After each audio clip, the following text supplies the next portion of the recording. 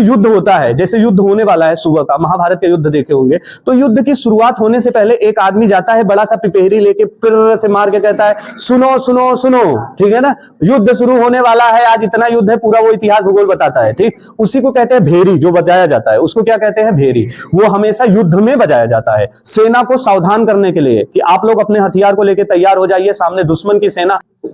ध्यान से देखिए, कल मैंने आपको बताया था कि कैसे चाणक्य अर्थात विष्णुगुप्त या कौटिल्य, ध्यान से समझिएगा, ठीक है। चाणक्य के बारे में क्वेश्चन पूछेगा तो आप जवाब देंगे इनके बचपन का नाम क्या था, कौटिल्य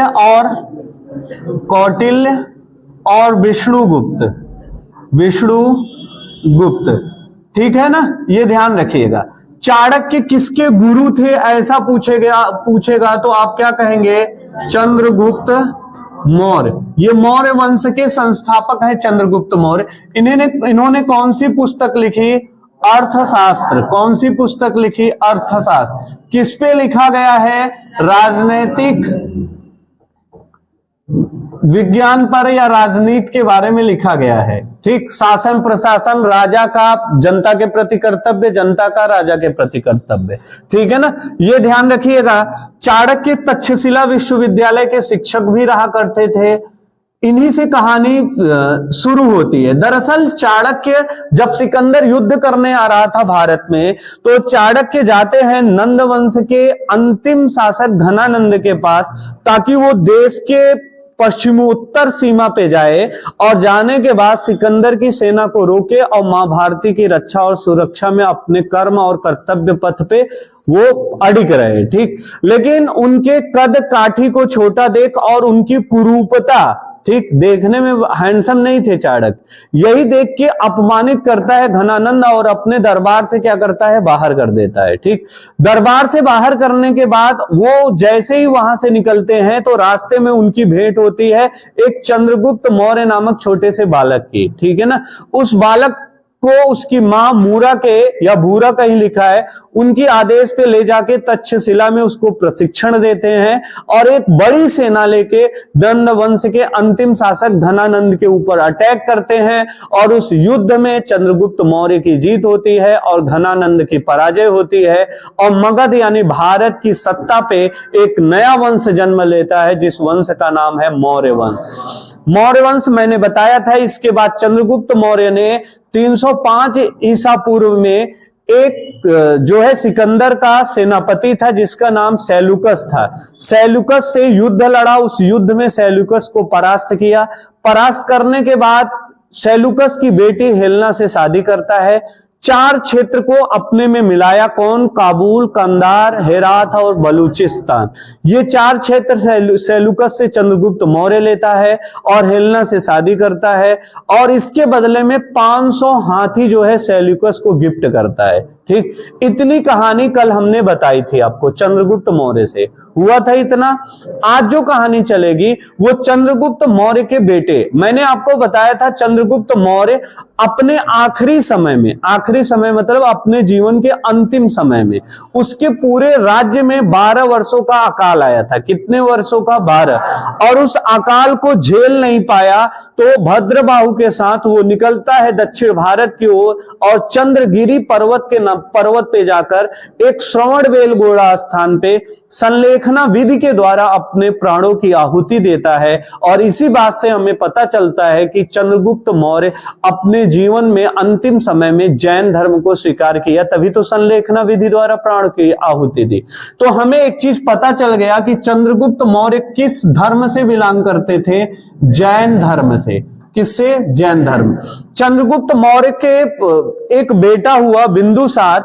उस बेटा की रक्षा और सुरक्षा कितने बेहतरीन तरीके से की गई कि मां की तबीयत गड़बड़ होने पर उनके पेट को काटकर बच्चे को निकाल के बकरी की पेट में उसका लालन पालन किया गया और उसके बाद बिंदुसार तब जाके अस्तित्व में आया और बिंदुसार अब चंद्रगुप्त मौर्य का उत्तराधिकारी बना। जब बिंदुसार राजगद्दी पे बैठा उस समय भारत की स्थिति बहुत ही बेहतरीन थी। भारत का खंड खंड पूरा राज्य अखंड राज्य के रूप में परिवर्तित हो चुका था। भारत की सीमाएं इधर म्यांमार से लेते हुए अफगानिस्तान के आगे तक बढ़ चुकी थी। लेकिन भारत के ऊपर एक छोटी सी दाग थी, मौर्य यानी मगध साम्राज्य, मौर्य प्रशासन के ऊपर एक छोटा सा कलंक इस बात का था कि दक्षिण भारत के उड़ीसा में एक छोटा सा राज्य था जिसका नाम कलिंग था। उस कलिंग को न चंद्रगुप्त मौर्य जीत पाया था और बिंदुसार अब राजा बना है, बिंदुसार भी नहीं जीत पाया है। ये कलंक लगातार मौर्य साम्राज्य के ऊपर लगता चला जा रहा है। अब आते हैं हम लोग थोड़ा सा बिंदुसार के बारे में जानते हैं। ये जो बिंदुसार है आप तो जान गए होंगे, चंद्रगुप्त मौर्य का क्या है ये बेटा। इसके दरबार में सिकंदर का बेटा जो रहता है, सिकंदर के बेटा एंटोनियो सेकंड करके नाम है, उन्होंने एक दूत भेजा था। उस दूत का क्या नाम है? डाइमेकस। और एक और दूत आया, इसका नाम है डायोनियस। ठीक है ना। इसके दरबार में दो दूत आए थे। डाइमेकस को सिकंदर के बेटे ने भेजा था, डायोनियस को मिस्र के राजा टालमी द्वितीय ने भेजा था। टालमी द्वितीय ये मिस्र के राजा हैं, इन्होंने भेजा था इनको। ठीक है ना। और बिंदुसार के बारे में एक पॉइंट और बोलेगा। देखिए पूरी कहानी बताने के लिए अपने पास वक्त नहीं है क्योंकि एग्जाम एकदम सर पे है। ठीक है ना। और हमें एग्जाम फोड़ना है, नौकरी लेना है, तो उसके लिए थोड़ा सा स्पीड बढ़ा के जो एग्जाम में आएगा वही चीजें मैं आपको बताता हूं। अब इसके बारे में दूसरी चीज, इसने विदेशी यूनान के शासकों से 3 चीजें मंगवाई और वो तीनों चीजें आपसे बहुत पूछता है। पहली चीज क्या थी? हाँ, मदिरा पहले याद कर लो। सूखी अंजीर। दूसरा क्या था? अंगूर वाली मीठी शराब। तीसरा दार्शनिक। ध्यान से देखिएगा, पहले के जमानों में विद्वानों का बड़ा वैल्यू होता था। जो जितना पढ़ा लिखा, जितना बड़ा इतिहासकार, जो पुरानी घटनाओं को जानता है, अपने शब्दों और अपने कलम की ताकत पे वो इतिहास के पन्नों में राजा का पूरा साम्राज्य वर्णित कर सकता है, ऐसे लोगों को राजा पकड़ पकड़ के उठा उठा के अपने दरबार में बैठा लेते थे। आज ऐसे लोगों की कहीं पूछ नहीं होती है। ठीक है ना। इसीलिए कहता हूं कि ज्ञान के पीछे कम भागो, नौकरी के पीछे ज्यादा भागो। ठीक, ज्ञान आना बहुत बड़ी बात है, आपको इतनी ऊंचाई पे लेके चला जाएगा कि नौकरी उसे कभी नहीं पा सकता। लेकिन दूसरी बात यह भी है कि अगर आप ज्ञान वास्तव में ज्ञान नहीं ले पाए और छोटे छोटे ज्ञान में सीमित रह गए तो उस ज्ञान का कोई मतलब नहीं है, आपकी कहीं पूछ नहीं होगी। तो कम से कम इतना पढ़ना कि नौकरी तक आप पहुंच जाओ और नौकरी को ले लो। अब देखना, पहले के जमाने में विद्वानों की बड़ी पूछ होती थी। अगर वो जमाना रहा होता तो हमको उठा ले गए होते अब तक, चलो तुम इतिहास लिखो, यहां क्या कर रहे हो। तो उस समय हुआ क्या, जब मंगाया गया तो सबसे पहले सूखी अंजीर मंगाया। ठीक, किससे मंगा रहा है? यूनान के शासक। यूनान का शासक कौन है? सिकंदर का बेटा, उससे मंगा रहे हैं सूखी अंजीर। दूसरा अंगूर वाली शराब। ये जो सिकंदर का बेटा था वो कहा सब दे देंगे, टेंशन मत लो, कुछ भी। अब मेरे बुआ का घर है, इसकी बुआ का शादी हुआ है हेलना का यहाँ पे, कहा मेरे बुआ के घर के बात है, मैं जितना कहोगे उतना दूंगा। लेकिन दिक्कत क्या है? दिक्कत इतनी है कि हमारे यहाँ आदमियों का, इंसानों का व्यापार नहीं किया जाता कि 2-4-10 आदमी उठा के ले गए, उस देश में भेज दिए, वहां का यहां भेज दिए। आज भी कभी भी कोई गवर्नमेंट अगर आपको किसी दूसरे देश में भेजती है तो उसके बदले में सैलरी देती है, आपको बेचती नहीं है कि मेरे यहाँ का ये सबसे विद्वान है लड़का, खूब मन लगा के पढ़ा है, ले आओ 2-4 करोड़ इसको खरीद लो, तुम ले जाओ अपने घर। ऐसा नहीं होता है। ठीक, तो मानव व्यापार हमारे राज्य में संभव नहीं है। ये कहकर उन्होंने दार्शनिक को क्या कर दिया था? इनकार, कि मैं दार्शनिक नहीं दे सकता, आपको सूखी अंजीर दूंगा, अंगूर वाली शराब दूंगा, लेकिन दार्शनिक नहीं दे पाऊंगा। दार्शनिक उस समय ढूंढने पे नहीं मिलते थे, अगर होते तब भी ना दे पाते ये लोग। दार्शनिक का मतलब जो प्रचंड विद्वान है, जो चीजों को देख के, परख के, समझ के भविष्य और भूत दोनों बताने की क्षमता रखता हो, और किताबों में अच्छी उसकी पकड़ होनी चाहिए, अच्छी लेख होनी चाहिए। ऐसे लोगों को राजा हमेशा अपने सलाहकार के रूप में रखते थे। तो इसको क्या कर दिया, मना कर दिया कि हम नहीं देंगे। ठीक। दूसरी बात, एक चीज और ध्यान रखिए, ये जो बिंदुसार था, ये बिंदुसार मैंने बताया चंद्रगुप्त मौर्य ने जैन धर्म अपनाया था, लेकिन बिंदुसार ने जो धर्म अपनाया उसे आजीवक संप्रदाय कहते हैं। ठीक है ना, क्या कहते हैं, आजीवक संप्रदाय। आजीवक संप्रदाय को शुरू करने वाले मैंने आपको बताया था मक्खलीपुत्र गोसाल। कौन थे, मक्खलीपुत्र गोसाल। मक्खलीपुत्र गोसाल ने आजीवक संप्रदाय शुरुआत किया था। आपको याद हो जैन धर्म में जब महावीर स्वामी कहां गए थे, ज्ञान की प्राप्ति के लिए तपस्या करने गए थे, तो प्रथम 6 साल की तपस्या उन्होंने मक्खलीपुत्र गोसाल के साथ किया था। बाद में उनके बीच अनबल हो गई, यानी लड़ाई हो गई, विचारधारा अलग अलग हो गए, तो महावीर स्वामी दूसरी जगह और वो दूसरी जगह गए। फिर वो 6 वर्ष तपस्या किए और 12 वर्ष की कठिन तपस्या के बाद केवल्य को प्राप्त किए थे। ये वही मक्खलीपुत्र गोसाल है जिन्होंने आजीवक संप्रदाय को शुरू किया था। इस संप्रदाय का एक सिद्धांत है, कर्म करो या न करो, जो आपके भाग्य में है वो आपको मिलकर रहेगा, उसको कोई रोक नहीं सकता। यही भाग्य और किस्मत की कहानी इसमें लिखी गई है। ये शुरू करने वाला कौन था, मक्खीपुत्र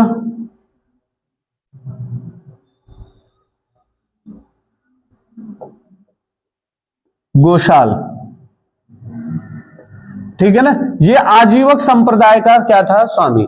अब दूसरी बात, अब एक चीज और ध्यान रखना, ये जो बिंदुसार है, बिंदुसार के कई पुत्र थे, कई पुत्र मतलब 101 102 पुत्र पैदा हुए थे इसके। ठीक है ना, इसमें जो मेन है उसको जिसको पढ़ना है, 101 लोगों को नहीं पढ़ना है, इसमें एक रहता है सुसीम और दूसरा रहता है अशोक। सुसीम और अशोक, इन दोनों के बारे में विशेष तौर पे हमें ज्ञान लेना है, इन दोनों की कहानी चलेगी। दरअसल हुआ क्या, आजीवक संप्रदाय के एक स्वामी थे पिंगलवट। ठीक है ना, क्या नाम था उनका, पिंगट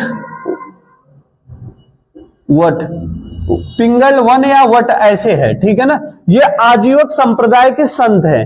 इन्होंने भविष्यवाणी की, इन्होंने भविष्यवाणी की कि अब बिंदुसार का उत्तराधिकारी यानी बिंदुसार की जगह अब जो राजा बनने जा रहा है वो राजा कौन बनेगा, अशोक बनेगा। और इस भविष्यवाणी ने पूरे मौर्य साम्राज्य में हाहाकार मचा के रख दिया। क्यों, क्योंकि सबसे बड़ा बेटा क्या होता है, उत्तराधिकारी बनता है, और सबसे बड़ा बेटा कौन था, सुसीम था। ठीक है ना, सुसीम सबसे बड़ा था, सब चाहते थे सुसीम बने, लेकिन बना कौन, अशोक की भविष्यवाणी हुई। अभी बना नहीं, भविष्यवाणी हुई, भविष्यवाणी हो चुकी है। तो अब ध्यान से देखिएगा, ये सुसीम के बारे में देखते हैं। दरअसल बिंदुसार, सबसे ज्यादा बिंदुसार का लगाव सुसीम से था। किससे था, सुसीम। उसका रीजन ये था, सुसीम देखने में बड़ा हैंडसम, अच्छा, खैर पिता के लिए चाहे जो बेटा हो बात बराबर होती है, लेकिन एक थोड़ी सी दुखद बात ये होती है कि जब राजा की कई रानियां होती थी तो जो रानी प्रिय होती थी उस रानी का बेटा भी प्रिय हो जाता था। ठीक है ना, तो इसीलिए बिंदुसार चाहता था सुसीम राजा बने, लेकिन अशोक बड़ा महत्वाकांक्षी था। महत्वाकांक्षी किसे कहते हैं, जैसे आप भी 3-4 भाई होंगे, ठीक, वास्तव में पूरे साम्राज्य का जो उत्तराधिकारी आपके साम्राज्य का बनेगा या आपके घर का जो मालिक बनेगा वो आपके पिताजी के बाद आपका बड़ा भाई जो होगा वो बनेगा। ठीक है ना, ये जाहिर सी बात होती है। लेकिन कभी कभी आप देखते होंगे बड़ा भाई से ज्यादा नेतागिरी छोटकुआ वाला करता है। ठीक है ना, वो ज्यादा नेता बनता है। बड़े भाई को अगर पिताजी 10 रुपए दिए तो रोएगा नहीं, हमें 15 चाहिए। वो महत्वाकांक्षी नेता होता है। ठीक, वो समझौता पे नहीं रहता। और फिर बड़ा वाला, कभी कभी आप देखते होंगे बड़ा वाला एकदम शांत रहता है, शांत स्वभाव का, छोटा वाला बहुत नेतागिरी करता है। तो ऐसे ही ये जो अशोक था ये महत्वाकांक्षी था, ये राजा बनने योग्य था और चाहता भी था कि मैं राजा बनूं। लेकिन समस्या ये थी कि ये पैदा 100 नंबर पे हुआ था। ठीक है ना, तो राजा बने तो बने कैसे, बड़ा वाला ही राजा बनेगा।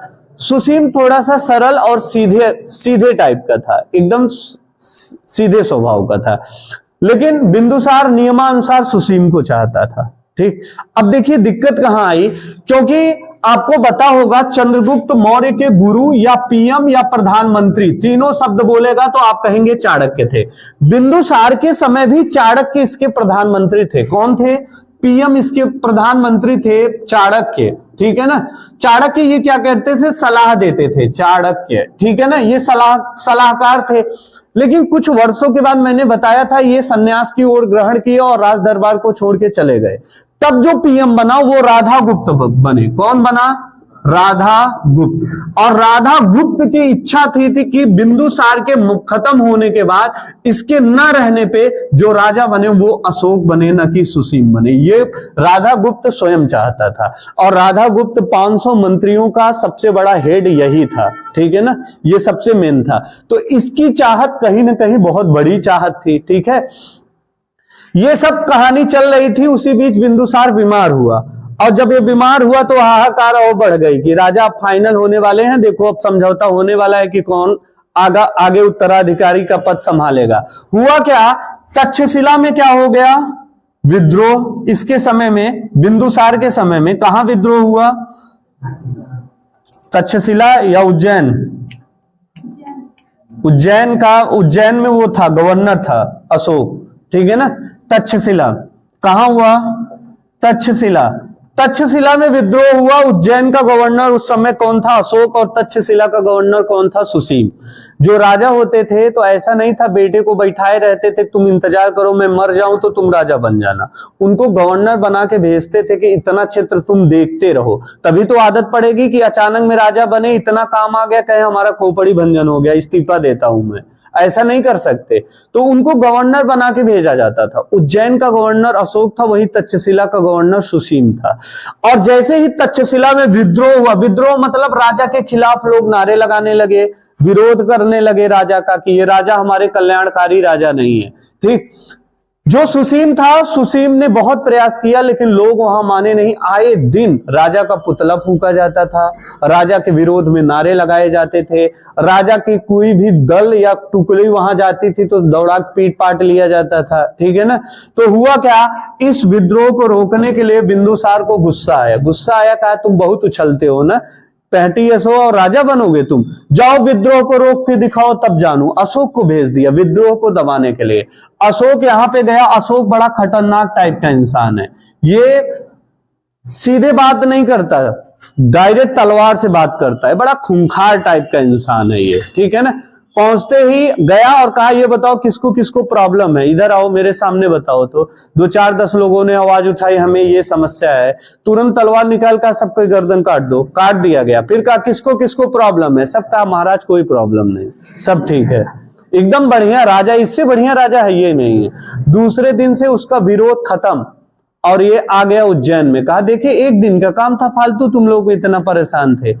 इसका जैसे ही विद्रोह अशोक ने दबाया, अशोक के विद्रोह दबाने के बाद अशोक की लोकप्रियता धीरे धीरे बढ़ती गई कि जो काम सुसीम नहीं कर पाए वो काम गया अशोक करके चला आया, ठीक। अब इसकी लोकप्रियता बढ़ती रही। उज्जैन में वो अपना राज्य दरबार संभाला है। उसी बीच बिंदुसार की तबीयत खराब हुई। बिंदुसार ने धीरे से कान में कहा कि सुसीम को बुला लो तक्षशिला से, अब मैं बचने वाला नहीं हूं, अब मैं मर जाऊंगा और मरने के बाद राजगद्दी सुसीम ही संभालेगा, मेरा उत्तराधिकारी कौन बनेगा? सुसीम। ये बात तुरंत दूत भेज के राधा गुप्त ने अशोक को बताई कि आपके पिताजी ने अपना उत्तराधिकारी सुसीम को चुन लिया है, उनकी तबीयत खराब है, जल्द ही सुसीम आने वाला है, पाटलिपुत्र और राज्याभिषेक की तैयारी की जा रही है। अशोक इतना सुनते ही भड़क गया हो कि मेरे रहते हुए कौन राजा बन सकता है, घोड़ा उठा के चल दिया, ठीक है ना। आया, इससे पहले सुसीम से पहले ये पहुंच गया पाटलिपुत्र, ठीक है ना, कि राज तिलक की करो तैयारी, आ गए हैं हम, ठीक है ना। अब वो जैसे ही पहुंच गया, जैसे ही आया वहां पे, तो अशोक के भाइयों ने विद्रोह किया कि यार तुम इतने छोटे हो, काहे तुम नेतागिरी कर रहे हो जबरदस्ती। तलवार उठाया, अपने 99 भाइयों का कत्ल किया, 99 भाइयों को मार डाला। इतना खूंखार टाइप का था। ये बात जो मैं बता रहा हूं अपने मन से नहीं बता रहा हूं, बौद्ध धर्म है, बौद्ध धर्म की पुस्तक दिव्यावदान और महावंश और दीपवंश में ये कहानियां लिखी गई है। कौन कौन? दीपवंश, महावंश, दिव्यावदान, या इसी को दिव्य वदान कहते हैं। दिव्य वदान, ये पुस्तकों में ये पूरी कहानी जो बता रहा हूं ये वर्णित किया गया है। ऐसा मत सोचना कि सर थोड़ा इंटरेस्ट बढ़ाने के लिए जोड़ देते हैं, एक आध शब्द नहीं कहता कि उसमें फाइनल वाइनल वाला मैं जोड़ता हूं, बाकी वो वैसे ही रहता है। ठीक, अब हुआ क्या कि अशोक आए तो इनके भाइयों ने विद्रोह करने लगा। कहा तुझसे बड़े तो हम तो नहीं रो रहे हैं कि हम राजा बनेंगे, तुम काहे इतना रो रहे हो। तो वो गुस्सा में आया, उठाया तलवार, कहा सबको मार डालेंगे, जितने लोग मेरे विरोधी होंगे कोई जिंदा नहीं रहेगा इस धरती पे। और तलवार उठाने के बाद 99 भाइयों को मार दिया। एक बचा, वो कहा कि मैं तो चाहता हूं तुम ही बनो, ये सुसीम को मैं जानता ही नहीं, उसी को छोड़ दिया।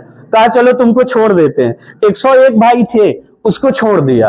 अब सुसीम आ रहा है, उधर सुसीम गुस्सा में दौड़ता हुआ घोड़े पे चला आ रहा है। उसको पता चल गया अशोक पहुंच गया है राज्याभिषेक करने। ठीक, सुसीम आ रहा है, इसने अपना दूत भेजा। कौन?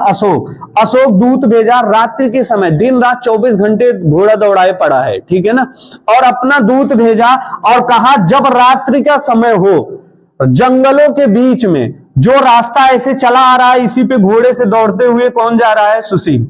अब सुसीम को कहा जैसे ही रात्रि होगा, उनके दूत यहां 2 लोग बैठे हैं, और मोटी सी रस्सी लगा दिया कि रात में ऐसी रस्सी लगाना कि इन लोग जो आ रहे हैं, ऐसा नहीं है कि मोबाइल का फ्लैश जला के आ रहे हैं, अंधेरा रहता था, मोबाइल की व्यवस्था नहीं थी, नहीं तो व्हाट्सएप कॉलिंग हो जाता कि मैं आ रहा हूं, अभी उसको राज्याभिषेक मत करो। ठीक, तो हुआ क्या, घोड़ा यहां से दौड़ते चला आ रहा था, इन्होंने एक रस्सी लगवाई और आगे खूब बड़ा सा गड्ढा खुदवाया और गड्ढे में कोयले की आग डाल दी और आग जला दिया। और ये घोड़ा दौड़ते हुए आया, घोड़ा इस रस्सी को नहीं देख पाया और उसी में टकराया। टकराते ही घोड़ा गिरा और सुसीम यहां से इस गड्ढे वाली आग में गए, सुसीम भी फाइनल हो गए। ठीक है ना। अब सुसीम के मरने के बाद किसी की इतनी हिम्मत ही नहीं थी कि अशोक का विरोध कर सके कि अशोक राजा नहीं बनेगा। अब अशोक का राजा बनना तय है। अगर इतना खूंखार राजा जब बना और राजा बन गया, तो इसके दादाजी चंद्रगुप्त मौर्य वो कलिंग नहीं जीत पाए, इसके पिताजी बिंदुसार कलिंग नहीं जीत पाए। अब ये ट्राई तो करेगा ना कि मैं भी ट्राई करूं, देखता हूं कलिंग है कैसा, इसको भी देख लेता हूं कितना बड़ा तोप है। आइए अशोक के आगे की कहानी अब आपको बताते हैं। इसको मिटाएं। हाँ,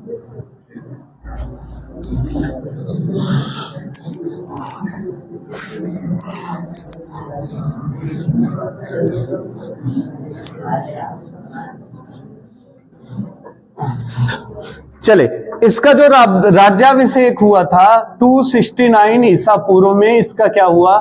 राज्याभिषेक हुआ। दरअसल इसका जो राज्याभिषेक हुआ था वो राज्याभिषेक 2 बार हुआ। एक बार तो ये जैसे पहुंचा वैसे ही अपना मुकुट उकुट पहन के राजा का राज्याभिषेक कर लिया। उसके बाद जब सुसीम को फाइनल किया तो फिर राज्याभिषेक किया, क्योंकि एक डर था कि अब मेरी गद्दी वही ले सकता है दोबारा और कोई नहीं ले सकता। तो फिर ये राजगद्दी पे आ गया। अब ये राजा बना, तो राजा बनने से पहले इसके 2-4 नाम हैं। ठीक, 2-4 ठो नाम है इसका। माक्सी और गुर्जरा अभिलेख के द्वारा इसका नाम क्या दिया है? अशोक। क्या नाम दिया? अशोक, इसका नाम बताया गया। अशोक को दूसरा नाम दिया जाता है देवा नाम प्रिय। ठीक है ना। इसका तीसरा नाम है देवा नाम प्रियदर्शी, प्रियदर्शी। इसका और नाम है अशोक वर्धन। क्या नाम है? अशोक वर्धन। इतने नाम इसके बताए गए हैं। ठीक है ना, इतना नाम इसका जिक्र किया गया है इसकी कई उस समय की जो पुस्तकें हैं उस पुस्तक में। दूसरी चीज, अभिलेख। भारत में अभिलेख की जन्मदाता अगर पूछेगा, अभिलेख का जनक पूछेगा तो अशोक था। अभिलेख का जनक किसको कहा जाता है? अशोक। सर ये अभिलेख और शिलालेख ये क्या होता है मुझे नहीं पता। देखिए, स्तंभलेख, शिलालेख, अभिलेख ये क्या होते हैं इसको ध्यान रखिए। पहले के जमाने में कागज नहीं था कि कॉपी पेन उठाया, पेन लेके छापना शुरू किया और पूरी कहानी मौर्य साम्राज्य की लिख दिए, आने वाली पीढ़ी पढ़ना शुरू कर देगा। ऐसी व्यवस्था नहीं थी। उस समय क्या किया जाता था? उस समय हमेशा पत्थरों पे लिखा जाता था। ठीक, लिखते कैसे थे? छीनी हथौड़ा लेके, और ऐसे मार मार के, ऐसे ऐसे मार मार के पूरा अक्षर बनाते थे। तुम कॉपी में लिख रहे हो तब तुम्हारा लिखने में मन नहीं लगता। सोचो उस समय ऐसे ऐसे व्यक्ति थे जो सारा दिन मार मार के 2-4 लाइन केवल लिखते थे, और तुम्हें 2 लाइन लिखना हो तो 1 मिनट भी नहीं लगेगा। ठीक, फिर भी तुम नहीं पढ़ पा रहे हो, और ये लोग तब भी पढ़ लिए थे। देखो तुम्हारे और इनमें जमीन आसमान का फर्क है। तुम चाहते हो कम समय में ज्यादा चीजें मिले, सब यही चाहते हैं। आज मैं देख रहा हूं आज की जो दुनिया है वो इतना फास्ट हो चुकी है, कितना जल्दी जाए वॉशिंग मशीन में डाले कपड़ा, साफ हो के सुखा पहन ले तुरंत। बस प्रेस वाला सिस्टम नहीं आया, नहीं तो वो भी चलने लगेगा। साफ होने का प्रेस हो के और फिर पहना भी दे, वहीं बगल खड़े रहे वो पहनाता चला जाए, वो वाला सिस्टम वो अब ज्यादा लोग पसंद करने लगे। पहले के जमाने में आहिस्ता आहिस्ता जिंदगी चलती थी और बड़े बारीक से लोग सीखा करते थे। पत्थरों को मार मार के तोड़ तोड़ को लिखा जाता था। राजा जो आज्ञा देता था, अब तो पेपर में छप गया, अरे हुआ हो कली से बंद 500 के नोट, ठीक है ना। पहले ऐसा नहीं था, एक एक खंबे पे ऐसे मार मार के लिख के वहां पे गाड़ दिया जाता था चौराहे पे। कोई आदमी गांव का 2-4 गांव का एक पढ़ा लिखा आदमी आता था, चश्मा लगा पढ़ता था, वो जो बोल देता था पूरे गांव में हंगामा हो जाता था। वो भैया बताए ना, इसे राजा आदेश करेगा, ठीक है ना। तो ये व्यवस्था उस समय चला करती थी। तो पहली बार पत्थरों को तोड़कर बहुत बड़े बड़े 13 इन्होंने क्या लिखे हैं? शिलालेख। बड़े बड़े पत्थरों को ऐसे मार मार के तोड़ तोड़ के लिखा गया। ऐसे बड़े बड़े 13 शिलालेख, 7 स्तंभ लेख। स्तंभ लेख उसे कहते हैं जो खंबे की तरह पत्थर हो और उस पे तोड़ तोड़ के लिखा गया हो, बनाया गया हो, उसको क्या कहते हैं? स्तंभ लेख, ठीक है ना। तो ऐसे 13 शिलालेख और 7 स्तंभ लेख मिले हैं। इसीलिए अशोक को अभिलेखों का जनक कहा जाता है। कि कौन से अभिलेख? ये लिख लीजिए, शिलालेख या स्तंभ लेख, स्तंभ लेख, ठीक है ना। इन लेखों का इन्हें जनक कहा गया। ठीक, सर्वप्रथम इन्होंने ये काम किया। ये बात क्लियर हुई? किसी को दिक्कत यहां तक? नहीं, कोई दिक्कत नहीं। अब ध्यान से देखिए, ये बहुत बड़ा क्या है? महत्वाकांक्षी व्यक्ति है। इसका साम्राज्य ऐसे ही है जैसे चंद्रगुप्त का साम्राज्य खूब बड़ा सा फैला हुआ था, लेकिन एक छोटा सा कलंक जो बताया, वो कलंक तो आज भी लगा हुआ है। ठीक, उस कलंक को देखिए हुआ क्या। भारत के दक्षिण दिशा में जाएंगे तो उड़ीसा एक जगह पड़ेगा। आप देख रहे हैं ये पिंक वाला जो भाग है, ये आपका उड़ीसा है, ठीक है ना। इसी उड़ीसा में एक जगह रहता है, उस जगह का नाम है कलिंग। कौन सा जगह है? कलिंग। ये जो कहानी चल रही है, कलिंग की कहानी, एक राजा से, एक खूंखार राजा से एक बेहतरीन इंसान की कहानी चलने वाली है। ध्यान से समझिए, ये जो कलिंग जगह है ये उड़ीसा में है। आधुनिक कहां है? उड़ीसा। और जो ये उड़ीसा है, इस उड़ीसा का जो राजा रहता है, उस राजा का क्या नाम है? नंदराज। इसका राजा कौन है? नंदराज। और मगध, ये जो इधर बहुत बड़ा सा साम्राज्य पूरे उत्तर भारत में फैला है, मगध, इस मगध साम्राज्य का जो राजा रहता है वो कौन है? अशोक, ठीक है ना। अब देखिए, ध्यान से देखिएगा, इधर से इस तरफ सेना ले जाना थोड़ा सा कठिन काम था। क्यों? क्योंकि विंध्याचल की पहाड़ियां, सतपुड़ा की पहाड़ियां, दक्कन का पठार, गोदावरी नदी, कृष्णा नदी, जितनी भी नदियां, वो नदियों के साथ पठार और पहाड़, इन सभी को क्रॉस करने के बाद यहां पहुंचा जाता। तो सभी सेना को ले जाना बड़ा मुश्किल था। तो यहां से जो मजबूत सेना थी, एसपीजी कमांडो उस समय की, ब्लैक कमांडो, मार्कोस कमांडो, ऐसे कमांडो को तय किया गया। और तय करने के बाद यहां से टोटल 1 लाख की सेना ले जाई गई। कितना? 1 लाख की सेना गई। 1 लाख की सेना अशोक लेके कलिंग की ओर बढ़ता चला जा रहा है। इधर जो नंदराज है, ये नंदराज कोई सामान्य व्यक्ति नहीं है। जिसने सिकंदर के सेनापति को परास्त कर दिया, जिसने नंद वंश का विनाश कर दिया, ऐसे लोगों को हराने वाला जो राजा है वो नंदराज है। इसको हल्के मत लीजिए। अशोक के पिता के दादा के सबको हरा के बैठा है। अशोक किस खेत के मूली हैं, ठीक है ना। नंदराज के पास 1.5 लाख सेना थी। कितना? 1.5 लाख। पहली चीज तो ये सेना में ताकतवर और ये सेना में कमजोर। इनकी 1 लाख सेना, इनकी 1.5 लाख सेना।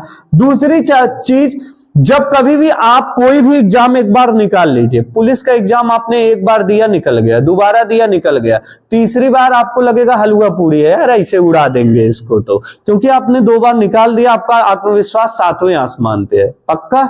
तो इसका भी आत्मविश्वास 7वें आसमान पे है। चंद्रगुप्त मौर्य भी नहीं जीत पाया है, बिंदुसार भी नहीं जीता, अब अशोक आया है। कहा आओ भैया, इनके दादा पिताजी सब देख लिए, अब यही देख लें, आओ तुम भी देख लें, तुम्हें भी देखें। ठीक, अपना कहावत बोल रहा था, बाप मरा धियारे में बिटवा नाम पावर हाउस, देख लें इसका भी क्या औकात है। ठीक है ना, अब इसको बुलाया। अब अशोक इधर चला जा रहा है, नंदराज अपनी पूरी सेना अपने बॉर्डर पे खड़ी कर दी है, और अशोक के आंखों में सिर्फ और सिर्फ मौत और खून की प्यास नजर आ रही है।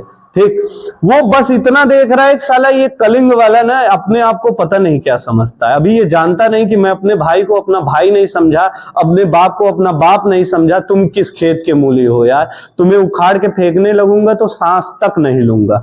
अचानक में अशोक की पूरी सेना आई, और आते ही कलिंग में भीषण नरसंहार हुआ, और ये जो नरसंहार हुआ ये सन चल रहा था 261 ईसा पूर्व की कहानी है। इस युद्ध को हम कलिंग युद्ध के नाम से जानते हैं। क्या जानते हैं? कलिंग युद्ध के नाम से इसको जाना जाता है।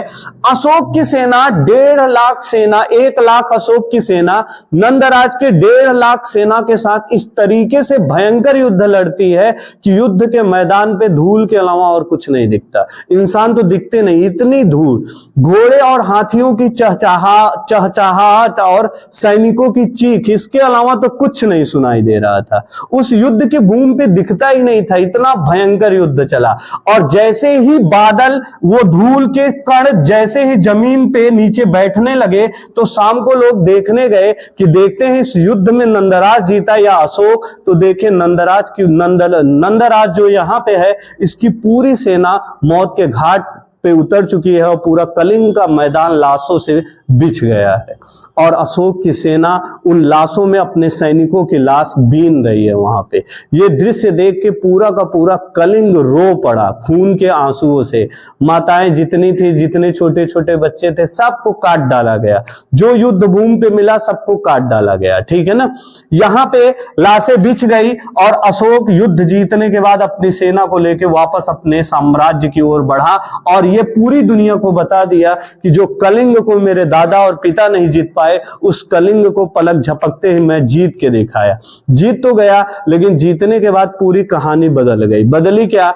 रात का वक्त था, जितने भी चील और बाज थे इस कलिंग के मैदान में, ऐसा लग रहा था जैसे वगैरह न्योता किया गया हो, और ये मानव के नर कंकाल को खाने के लिए आ गए थे। एकदम लथपथ खून की मात्रा, कहते हैं पुस्तकों में लिखा है कि जमीन से 7 ऐसे लगभग 15 इंच ऊपर तक ऐसे खून से पूरा का पूरा मैदान भरा हुआ था, और उसमें सिर्फ मानव के कंकाल और वहां पे मानव के मांस दिख रहे थे। इतना भयंकर नरसंहार हुआ था कि नंदराज की सेना बचने को छोड़ दो, गिनती से 1-2 सेना मिल जाती थी तो अपने को सौभाग्यशाली मानती थी कि मैं बच गया। ठीक, पूरा 1.5 लाख सैनिक काट डाले गए थे उस मैदान के अंदर। अब कुछ दिनों के बाद, 1 हफ्ते बाद की कहानी है, पूरा का पूरा कलिंग शहर एकदम वीरान पड़ा हुआ है। ठीक, कहीं से चिड़ियों की भी आवाज नहीं आ रही है। कहते हैं चिड़िया और कुत्ता जब भी कोई खतरा आता है, वो पहले ही उनको आहट मिल जाती है, और उस स्थान को छोड़ के वो दूसरी स्थान पे चली जाती है। चिड़िया देखने को लिए नहीं मिलती थी, और जो बाज वोज होते थे वो मानव के कंकाल खाने के लिए आते थे। बड़े बड़े ऊंचाइयों से आके सारा दिन खूब बढ़िया, कुछ ढूंढना नहीं पड़ता था, चूहा हुआ, इतना मांस पड़ा है, खाते खाते वो लोग परेशान हो जाते थे, कितना खाएं, इतना नर कंकाल वहां पे था। और जैसे ही रात्रि होती थी, वो लोग फिर से अपने गंतव्य पे उड़ जाया करते थे, और पूरा का पूरा कलिंग का शहर एकदम वीरान पड़ा हुआ है। किसी के घर में खुशी की कोई लहर ही नहीं दिख रही है। हर एक घर का आदमी मारा गया है युद्ध में। कोई माँ विधवा हो गई है, तो किसी के भाई चले गए हैं, तो किसी के पिता चले गए हैं, तो किसी का पुत्र वीर गति पे प्राप्त हुआ है। पूरा का पूरा मैदान उसी तरीके से भरा था। अचानक में एक बौद्ध संत, उसका क्या नाम रहता है? उपगुप्त। संतों का काम है क्या है? राम राम जपना, धीरे धीरे गए, अपना घूमते टहलते ज्ञान दिए, दूसरे जगह वहां ज्ञान दिए, वहां भोजन किए, वहां पानी किए, यही काम होता है। अब वो जा रहे थे, रात्रि के समय में इस कलिंग के मैदान से ठीक बीचों बीच गए, और जब बीचों बीच गए तो इनके पैर में मानव के मांस और खून, पूरी तरीके से इनका पैर इतना क्या हुआ, उसमें पूरा डूब गया। उनको लगा बारिश हुई होगी और मैं अपना पैर कीचड़ में रख रहा हूं। अंधेरे में वो समझ नहीं पाए थे कि मेरा पैर पड़ कहाँ रहा है, और जितनी हड्डी गड़ी पैर में उनको लगा कि सब पत्थर कंकड़ हुए, वही सब गड़ रहे हैं। और यहां से कलिंग के मैदान से निकलने के बाद उपगुप्त आगे बढ़ते हैं, और आगे जाने के बाद एक छोटे से गांव में एक कुटिया के बगल में अपना बिस्तर लगा के, बिस्तर क्या जमीन पे ऐसे लेट गए। लेटने के बाद जब ये सुबह उठते हैं तो देखते हैं कि इनके पैर पे खूब ढेर सारी मक्खियां और चींटियां लगी है। जो पैरों में मांस और खून लगा है उसको वो लोग खाने के लिए चींटियां लगी थी और मक्खियां लगी थी।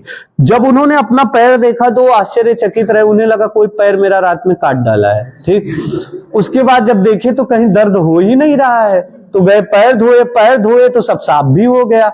तब उन्हें एहसास हुआ कि कहीं न कहीं इस पैर में ऐसा है। तो बगल जो कुटिया में इंसान रहते थे, इन लोगों से कहा कि मैं रात्रि में जिस रास्ते से आया मुझे लगा वो दलदली भूमि है, लेकिन पता नहीं क्या था, इतना मांस और इतना खून मेरे पैर में लगा था जिसकी सीमा नहीं है। इतना कहते ही ये आदमी बताने से पहले रोना शुरू कर दिए कि अशोक नाम का राजा, जो मगध साम्राज्य का राजा है, वो कलिंग के ऊपर अटैक किया था 261 ईसा पूर्व, वही सन चल रहा था, और यहाँ पे इतना भयंकर तबाही मचा दी गई, नरकंकाल ऐसे बिछा दी गए कि पूरी 1.5 लाख सेना रातों रात उस पूरे मैदान में एकदम लाश की तरह बिछ गई है।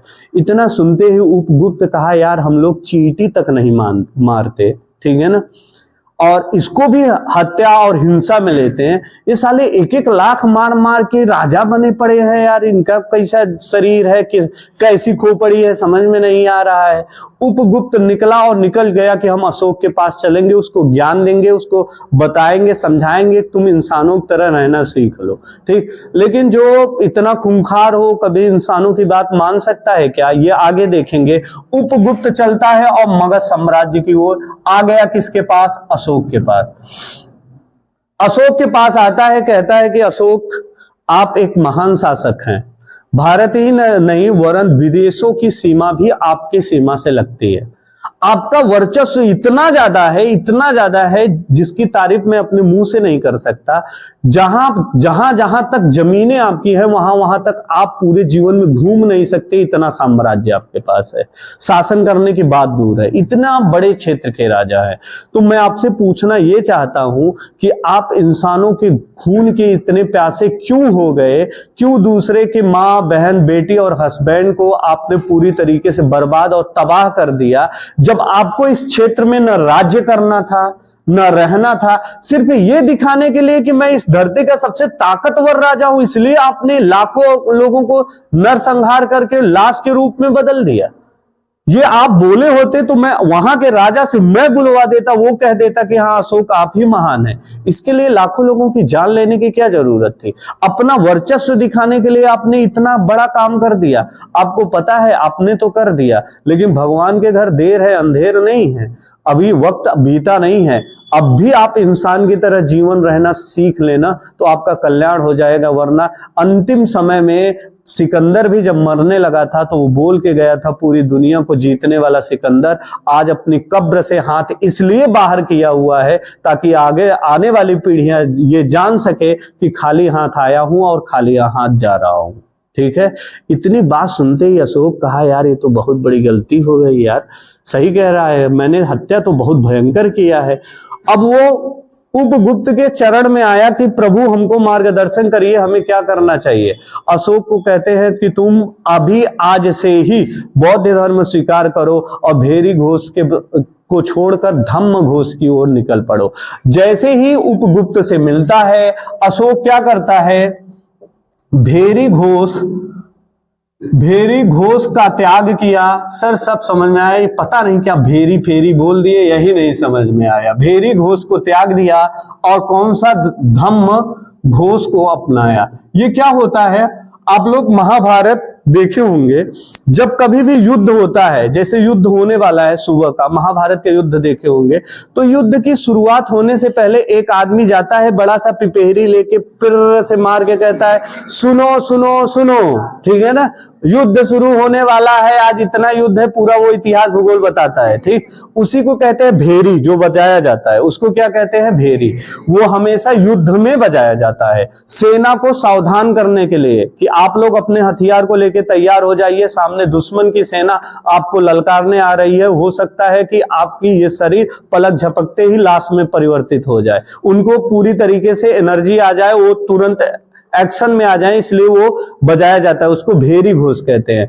इस भेरी घोष का त्याग कर दिया कि आज के बाद युद्ध का बिगुल कहीं नहीं बजेगा, कहीं भी युद्ध की बिगुल नहीं बजाई जाएगी। अब बिगुल बजेगा तो किसका बजेगा, धम्म घोष। आपने भगवान गौतम बुद्ध यानी बौद्ध धर्म को आप पढ़े थे, तो उसमें 3 रत्न बताए थे, कौन कौन, बुद्ध, संघ, धम्म। इन्होंने धम्म की नीति अपनाई, और इसके 2 बेटे थे, कौन कौन, एक महेंद्र, एक संघमित्रा, एक बेटा एक बेटी। अपने बेटे और बेटी, इसके बेटे का नाम है महेंद्र, कौन, अशोक के बेटे का नाम, और इनकी बेटी का नाम है संघमित्रा। महेंद्र और संघमित्रा, इन दोनों को श्रीलंका में भेज दिया कि तुम जाओ बौद्ध धर्म का प्रचार करो। अगर आपसे पूछेगा, आप ध्यान से सुनिएगा, आपसे अगर पूछेगा कि अशोक किस धर्म का अनुयायी था, तो ये कलिंग युद्ध के पहले शैव धर्म का था, भगवान शिव का पूजक था। और भगवान शिव के जो पुजारी होते हैं वो समझ लो पूरा अघोरी होते हैं, उनको मृत्यु से कोई वो नहीं है, ठीक है ना। वो काल के गाल पे तांडव करना जानते हैं बहुत अच्छी तरीके से। मरी हुई लाशों की राख को अपने ऊपर, भस्म को अपने ऊपर डाल के वो भस्म आरती और भस्मा स्नान किया करते हैं। तो उसी टाइप का ये भी था, इसीलिए इतना खतरनाक तरीके से पूरा तबाही मचा रखा था। और जैसे ही शैव धर्म को त्यागा और बौद्ध धर्म में आया, तो ये मानवता का एक बहुत बड़ा शासक बन गया। ये बहुत क्रूर शासक से सबसे बेहतरीन और सबसे मानवतावादी शासक बना, ठीक। यही सफर इसका खत्म नहीं हुआ, इसने एक शिलालेख लिखवाया जिसको 13वां शिलालेख कहते हैं। कौन सा, 13वां शिलालेख। ये कलिंग के युद्ध पे पूरा शिलालेख। इसमें लिखवाया क्या है, इसने बताया कि मेरे जीवन की सबसे बड़ी गलती थी कि मैंने कलिंग के ऊपर अटैक किया और वहां इतना बड़ा नरसंहार किया। मुझे आज भी पश्चाताप है, और मैं इस कलिंग वाले युद्ध में जो भी चीजें हुई है, इसके लिए मैं कलिंग की एक एक जनता, एक एक माता और एक एक बच्चे से क्षमा मांगता हूं। एक राजा जो अपने 99 भाइयों को मारने के बाद राजा बना है, वो अपने बाप से सॉरी बोलने नहीं गया, लेकिन जनता के सामने सॉरी बोलने आया कि मुझसे गलती हो गई, मुझे ये काम नहीं करना चाहिए था, फिर भी मैं कर दिया, ठीक। वही अशोक है। उसके बाद इतना ही नहीं, इसने अपने साम्राज्य में यदि जानवरों को भी कोई मारेगा तो उसको सजा देना शुरू कर दिया। मतलब इसने जानवरों को भी मारने पे प्रतिबंध लगवा दिया था। पशु हिंसा बिल्कुल रोक दिया कि पशु हिंसा भी नहीं होगी। सोच सकते हो, ये बौद्ध धर्म की खूबसूरती है, ठीक। इसीलिए बौद्ध धर्म को मैं हृदय में संजोता हूं, भले मैं हिंदू धर्म का हूं। बौद्ध धर्म की ये खूबसूरती है कि एक क्रूर शासक को उसने क्या बना दिया, एकदम मानव के पथ पे चलने वाला मानवतावादी शासक बना डाला, ठीक है ना। अगर उपगुप्त ज्ञान न दिए होते तो ये पता नहीं कितनी हत्याएं किया होता। लेकिन इससे अपने भारत को एक छोटी सी कमी महसूस आई कि जैसे ही ये साम्राज्य रख दिया, अपना धनुष बाण रख दिया, तो विदेशी लोग अब भारत में अटैक करेंगे। अटैक करने के बाद भारत पे कब्जा करना शुरू करेंगे। लेकिन एक चीज जानते हो कि नहीं, अगर ये शेर कह दे कि मैं तुम्हें नहीं खाऊंगा, या मैं सो गया हूं, मैं अपने होश चेत में नहीं हूं, शेर सोता भी रहे लेकिन इंसान डर के मारे उसके पास कभी नहीं जाता। क्यों नहीं जाता, कब नींद खुली और कब झपट्टा मार के खा गया। पक्की बात है ना। अशोक भले ही अपना पूरा का पूरा हथियार रख दिया, लेकिन किसी को औकात नहीं पड़ती थी कि अशोक के क्षेत्र में युद्ध लड़ने की। कि क्या पता मूड बदल दिया, कहा धम्म घोष से भेरी घोष चलेगा, फिर शुरू हो गया नरसंहार के ऊपर। इसलिए जब तक अशोक भारत का सुल्तान बना रहा तब तक किसी की हिम्मत नहीं पड़ी कि भारत को आंख में आंख मिला के देख लिया जाए। लेकिन अशोक के जाने के बाद अपनी मां भारती हजारों वर्ष गुलाम होने वाली है। ठीक, लेकिन उसके पहले एक वंश चलेगा, गुप्त वंश। अभी तक इतना बड़ा साम्राज्य आपने पढ़ा, लेकिन भारत का स्वर्णिम युग नहीं पढ़े हैं। गुप्त वंश को भारत का स्वर्णिम काल कहा जाता है। जबकि अशोक के समय सबसे बड़ी सीमा थी, सबसे बड़ा राजा था, पूरी दुनिया को जीतने की हिम्मत रखता था, फिर भी अशोक को हमने स्वर्ण काल नहीं कहा, हमने स्वर्ण युग माना गुप्तों के काल को। और क्यों माना, ये कहानी पूरी कल चलेगी।